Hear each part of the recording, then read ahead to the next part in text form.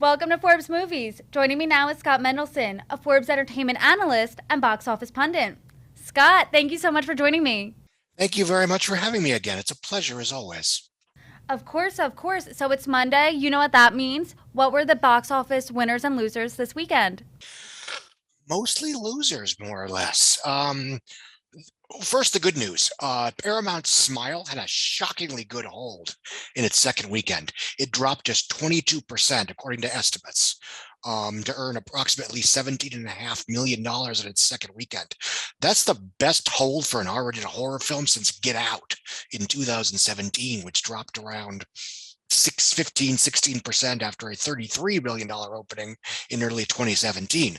And it's actually a better hold than A Quiet Place, which dropped, I think, about 35% after a $50 million opening weekend. So smaller numbers, but still an incredible hold. This is a Why do you think it was $17 able million to? film that's made 17 million a second weekend. This is a $17 million film that almost went to Paramount Plus. It was intended for Paramount Plus, but some strong test screening scores convinced Paramount to roll the dice on theatrical. And now the film's made 49 million domestic and 89 million worldwide in just 10 days. Why do you think the film was able to hold so well? Well, it's a crowd pleaser. It gets the job done. I mean, whether I liked it less than some of my peers, but whatever, that happens. Um, it has a number of jump scares. It's very reminiscent of films like The Ring, and if you're more in the art house crowd, It Follows, or if you're more in the grindhouse crowd, Drag Me to Hell. Um, the Ring was also an incredibly popular horror film 15 years ago, 2002. No, that 20 years ago. Oh my God, I'm an old man. 20 years ago, Gore Verbinski's remake of The Ring. It opened with approximately $15 million on 1,950 screens in early October. And then it added about 600 theaters in its second weekend, and then made another 18.5 million in its second weekend. It didn't drop below 10 million for a weekend until I think weekend six, give or take. That legged out to about $129 million. This film will probably not do that just because you've got Halloween Ends opening next weekend. And you have Black Adam and Ticket to Paradise opening the weekend after that, you know, hopefully will sort of kick the post-summer theatrical slump in the butt. Because right now what we've been seeing is an entirely distributor caused theatrical slump, because between Bullet Train and at best The Women King and Don't Worry Darling and films that we're never going to do that much more than over under $20 million. There just hasn't been much product out there. And I know I've discussed that almost every week, but the interesting thing about Smile is it may make less money than Halloween Ends, both on opening weekend, most likely, and overall. But in terms of the buzzy, zeitgeisty movie of the Halloween season, Smile is it. In the same way that, forgive me for the apples and oranges comparison, in the summer of 2000, Mission Impossible 2 was the biggest grossing movie of the summer. But in terms of pop culture impact and zeitgeist and buzz, Russell Crowe's Gladiator was arguably the movie of the summer. So, what's more important, the buzz or the box office number there? Well, generally speaking, buzz is useless if the film flops. So money has to come first. But you have a situation where a film can make less money than its rivals, than its competition, and still be sort of the one that everybody talks about. And if this is a case of real, online and real world buzz translating into word of mouth and ticket sales, and that seems to be the case because the numbers speak for themselves, then they're probably going to try to make a Smile too. And we may see what I like to call a breakout sequel, which is where a film is a hit, gets good reviews, good buzz, good word of mouth, is a box office success, but doesn't open huge and legs out the old fashioned way, and is also rediscovered or discovered for the first time on DVD, Blu-ray, VOD streaming, what have you. And then a few years later, when the sequel comes out, all of that pent up and earned goodwill translates into a massive opening weekend for the first sequel. Examples: Austin Powers, The Spy Who Shagged Me, Terminator 2, Judgment Day, Pitch Perfect 2, John Wick Chapter 2, Pirates of the Caribbean, Dead Man's Chest, The Dark Knight, Scream 2, 25 years ago. The first Scream opened with $6 million. A year later, the second Scream opened with $33 million. I did want to talk about another movie that came out this weekend, and that was Amsterdam. How did that do? Because you called it a surprise delight in your Forbes review there. Yeah, I liked it. I think it's a good, solid 3-star, 3.5-star picture, if I'm being generous. It's got a lot of good actors that are obviously thrilled to be working on a big budget movie that doesn't involve franchises, interconnected universes, acting with green screens, mocap, or all those cliches that we associate with franchise filmmaking. It's a situation where Christian Bale, does Thor: Love and Thunder for, for the money, but he does Amsterdam, for himself. Now, that's not a perfect comparison. Amsterdam was an $80 million picture, so I'm sure most of the big stars, Margot Robbie, John David Washington, Anya Taylor-Joy, Taylor Swift in a small role, Mike Myers, ironically, Michael Shannon. I'm probably forgetting 8 or 9 of them. Robert De Niro. They probably got paid pretty well. Mm-hmm. But this is not 2013, where a David O. Russell movie like American Hustle, which promises big movie stars and a big flashy movie, can open to $20 million domestic and round out to 250 worldwide. This is not 2012, where The Silver Linings Playbook, starring Bradley Cooper, Jennifer Lawrence, and Robert De Niro, can leg out to a little under 250 worldwide. This isn't even 2015, where His Joy, which was a Jennifer Lawrence star vehicle, can earn around 110 million worldwide. That was not a success because it cost $60 million to make. But after his last 2 huge films, he got a little bit of leeway. But unfortunately, movie stars no longer drive people to the theaters.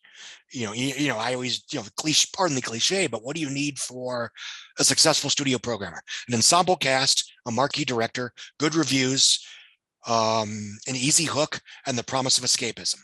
This film had terrible reviews, whether I agree with them or not.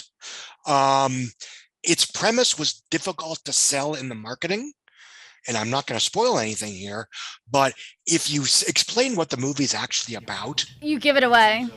You give away the core story. I don't know. Did you see it? I did see it this weekend, and I came back. Yeah, and my sisters were like, "What was it about?" And I couldn't even explain. I was like, it's too long to explain, and if you explain too much, there's no point of seeing the movie. Yeah, it's a double-edged sword, because you watch the movie and you realize, oh, this is why David O. Russell wanted to make it. This is why all these big fancy movie stars wanted to be in it, because in terms of the story it tells and the themes, and it is very much a past equals prologue historical parable. It is loosely based on a true story, and I don't pretend to know which parts are true and which aren't, and I don't care. I'm not using it for a book report. But it didn't have the good reviews. It didn't have the the easy hook, and I don't think David O. Russell is a marquee director outside of film Twitter world. And half of us aren't terribly crazy about the guy, because he has a reputation for being very volatile on set. You can Google that on your own. I don't want to get into gossip and conjecture, but he allegedly made Amy Adams cry on the set of American Hustle before Christian Bale kind of said, hey, cut that out. Christian Bale has worked with him at least 3 times off the top of my head. He won an Oscar for The Fighter. He was in American Hustle, and he's wonderful in Amsterdam. Everybody in this film is very good. It's a full-blooded old school acting treat. I am sad but not surprised that it only opened with about 6.5 million this weekend. But again, this is the end result of a world that seemingly doesn't care that Fox, or formerly Fox, 20th Century Studios, and Searchlight are basically being slowly turned into a content mill for Hulu.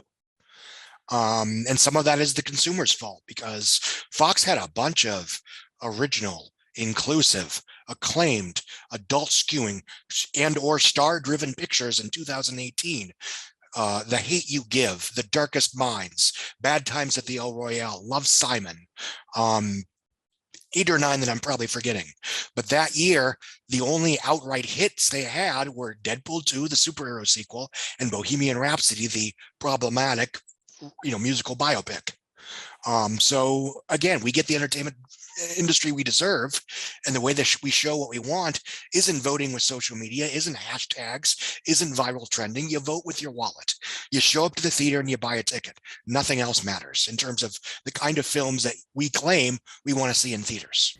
And we did talk about this cast, and they have, I mean, it was star-studded, A-list. We listed them off, and we're probably forgetting at least 5 of them. And that wasn't enough. Even Robert De Niro wasn't enough to bring people to the theater. Is there any actor out there that is a draw like that? Very few of them. And honestly, talent notwithstanding, Margot Robbie's never been an asses in seats draw. I loved Birds of Prey, but nobody showed up. And then they whined on Twitter about why we're not getting a Birds of Prey sequel. Because you didn't show up. Anyway, there are 2 people that come off the top of my head, Leonardo DiCaprio and Sandra Bullock. DiCaprio's obvious. He's been putting out big budget, adult skewing, non-franchise, often R-rated relative blockbusters since Shutter Island in early 2010. Shutter Island, Inception, The Revenant, Once Upon a Time in Hollywood. We don't count J. Edgar because nobody's perfect.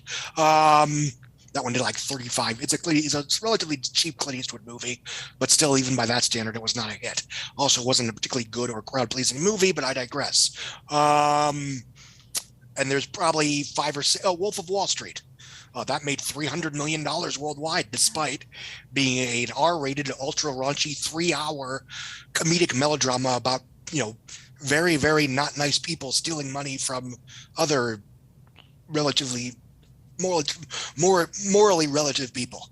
Nobody but DiCaprio could have pulled that off. Once Upon a Time in Hollywood was a 2.5-hour Quentin Tarantino film, also co-starring Brad Pitt, also co-starring Margot Robbie. But frankly, unlike most of Tarantino's other movies, there's almost no action or violence. I don't know if you've seen the film, but it's a very, very, very, very loose recreation of the Manson melodrama. And I'm being vague because I don't want to give away what does or doesn't happen to students of history. I did see it. Yes, I thought it was fantastic. And Bullock, I mean, she had a run from 2007 to 2015 where she broke her own opening weekend record like 6 or 7 almost consecutive times. I say almost because All About Steve did not do that. And for that matter, Everything Everywhere All at Once, which is a co-starring, it's a supporting role. It opened platform, but that even when it went wide, it only made $10 million opening weekend. But oh crap, I forgot the name of this movie. I want to say Predestination, but I'm wrong. She plays a woman whose husband dies, and then she sort of like implicitly time travels to a week earlier to try to save his life. That film opened with $17 million, which was a record for her. She followed that up with The Heat, which opened with $33 million. The Blind Side, which opened with $34. Gravity, which opened with $55. And then Minions, which wasn't entirely her, but we'll give her a partial credit, which opened with $115 million in 2015. In her prime, she was opening non-franchise, usually non-sequel, exception of Speed 2 and Miss Congeniality 2, films in all walks of genre: romantic comedies, mysteries, action movies, cartoons, thrillers, dramas, etc., etc., etc.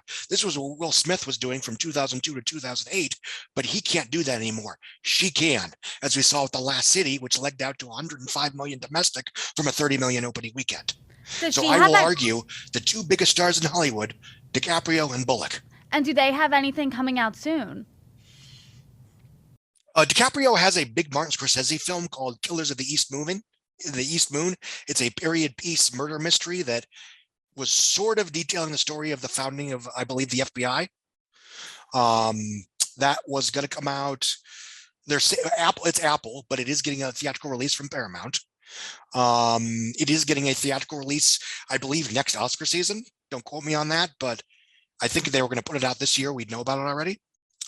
And all due respect, they're clearly releasing Will Smith's Emancipation this year because they're holding Napoleon or Ridley Scott's Napoleon and Martin Scorsese's Killers of the Flowers Moon for next year.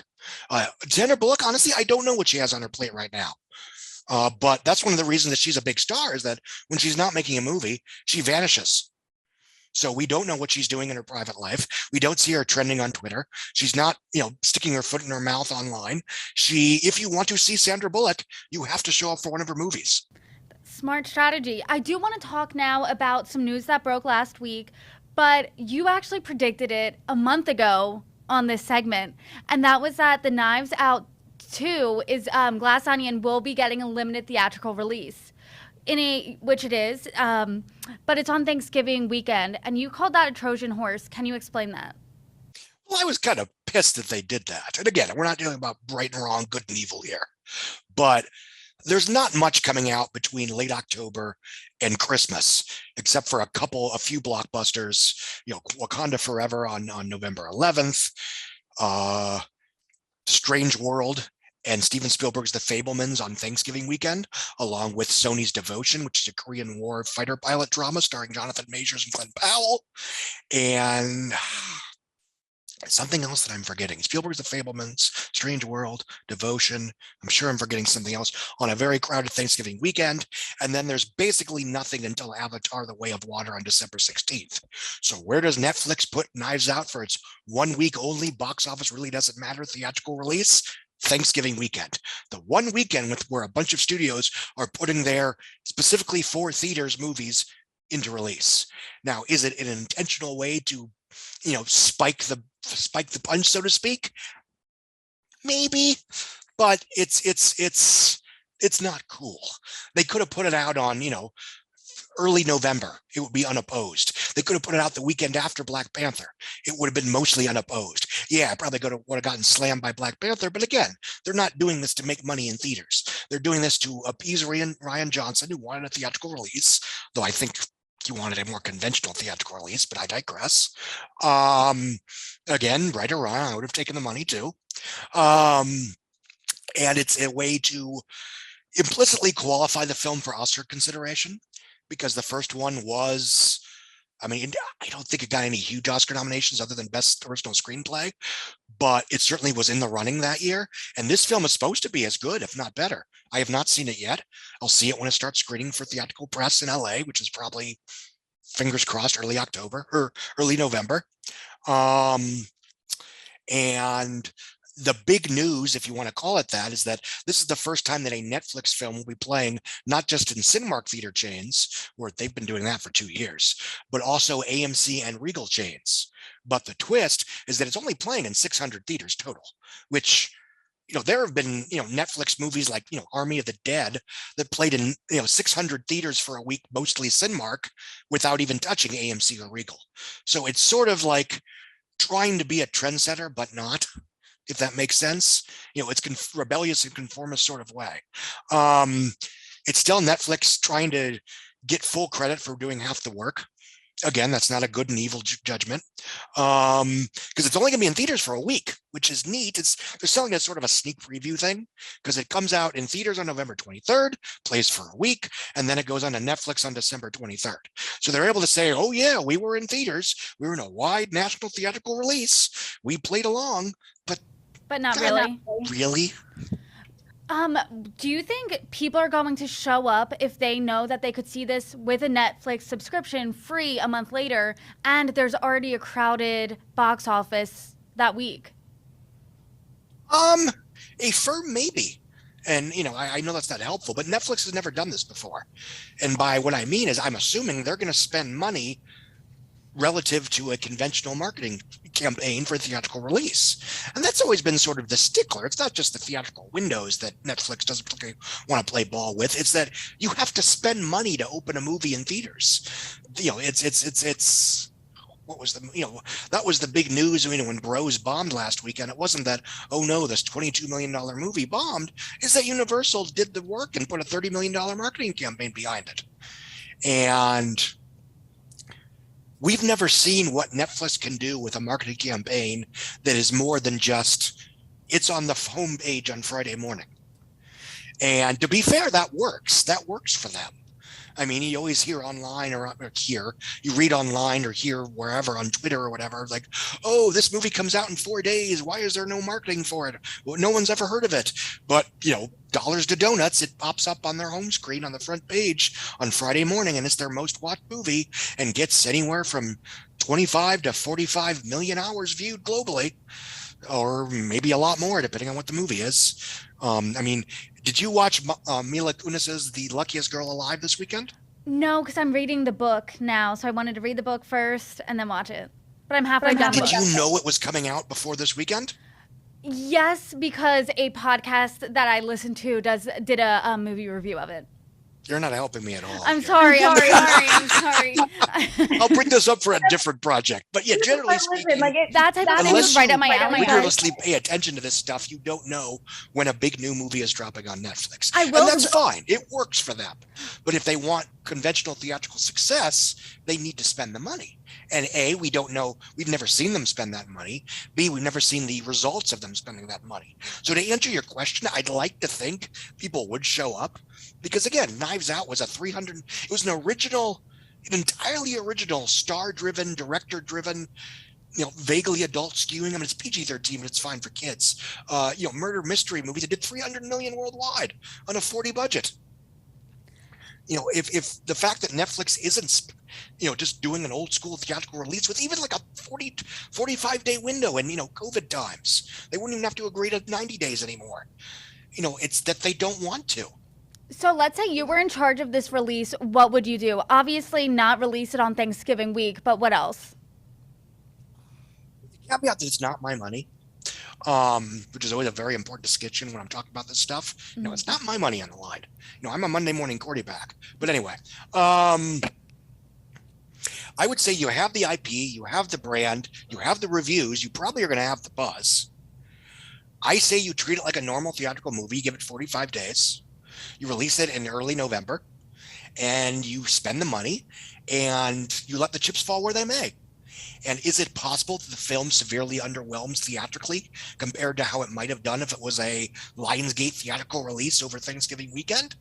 Yes. And while that does kind of hang the ring of failure around it, for no good reason, I think we've seen with Lightyear and other theatricals that a theatrical box office bomb does not impact that film's ability to be a high volume, high trafficked streaming fixture. Mm-hmm. So even if it bombs on theaters, it's not going to bomb on streaming, I would argue. Well, Netflix, you heard it here first. I do want to talk about another trailer that dropped last week, and that was Nintendo released the Super Mario Brothers trailer. Tell us about it. My kids have watched this trailer like a dozen times since, Thursday? And all 5 of us, for varying reasons, want to see the movie. Has that happened before? That's really unusual in my household. I have a 15-year-old that has Asperger's that only cares about anime and, Chinese epics, which is useful for me because, Chinese animated films, I can take her to see that, and it's actually a big deal for her. My 11-year-old is actually the most conventional in terms of pop culture interest. For example, he wants to see Black Adam. My oldest does not. Fine, whatever. My 7-year-old is getting there, but again, it's something I try not to force down their throats for obvious reasons. He really wants to see Mario Brothers. My wife, who certainly wasn't like, oh boy, Angry Birds, yay! She wants to see the Mario Brothers movie. And again, my family isn't necessarily an indicator of mainstream interest, but it's a good trailer. It looks gorgeous in terms of animation and editing and visuals. It sells itself as something that is appealing and fun and funny, even to people that don't give a poo about Super Mario Brothers. The first half of the trailer involves Jack Black's King Koopa facing off against these goofy comedic penguins. Now, even if you don't care about, oh boy, it's King Koopa, that's funny. The gag is funny. It works. And what I always like to say is that when you're developing IP, you make a movie that's appealing whether or not people care about or know about the IP. It's the Jumanji lesson. And I've been saying that for 5 years. I probably said it here a few times. Jumanji: Welcome to the Jungle was a mega blockbuster, partially because it was a good, funny, creative, well cast, and clever movie with a good hook, they're trapped in a video game, playing out the adventure within the bodies of these exaggerated video game avatars. That's funny. Do I care about Jumanji? No. Does that movie look good to me? Yes. And this is the same situation. Do you think that this has the potential to be the biggest video game related movie of all times? Well, when I say based on a video game, because there's plenty of movies that are inspired by video games, like Jumanji: Welcome to the Jungle, for example, or certain action films that have a certain video game editing, and that's usually a compliment because it means long, fluid takes. Something like John Wick, even the early some of the certain Zack Snyder films, Sucker Punch, Man of Steel come to mind, are very much embedded in the visual vocabulary of video games. Inception is basically a video game. And again, film's very good and film's not so good. Run Lola Run's a video game. But anyway, in terms of films that are based on video games, yes, because right now the biggest grossing movies based on video games worldwide are Detective Pikachu, which made $435 million on a $150 budget with good reviews and good buzz. Dwayne Johnson's Rampage, which got mixed reviews. They're wrong. It's awesome. And earned 400. Did I say Rampage already? I think Okay, one of them made 428, one made 435. And God help me, I don't remember which is which. But anyway, around 430 worldwide on a 120 budget. And then you have Warcraft, which made 440 million in 2016 off a 165 budget. But it made 220 of that in China, where Hollywood only gets about 25% of the ticket sale. It did not get good reviews. It got terrible word of mouth. It was more front-loaded in China than it was in North America. So they didn't like it either. They just showed up because they liked the property. It was their Batman v Superman, all due respect. So if Mario Brothers is good, if it is popular, even if it only makes as much as The Grinch, which made 570, I think, worldwide in 2018, it becomes by far the biggest grossing video game movie of all time. The biggest domestic right now is Sonic the Hedgehog 2 with 191 million. So yes, I think it will almost certainly be the biggest video game based movie of all time. And it will absolutely officially end the so-called curse of the video game movie, which was ironically started 30 years ago by the first Super Mario Brothers movie. Well, nothing like a full circle moment, and we will leave it there. Scott Mendelson, thank you so much. You're very welcome. It's always a pleasure.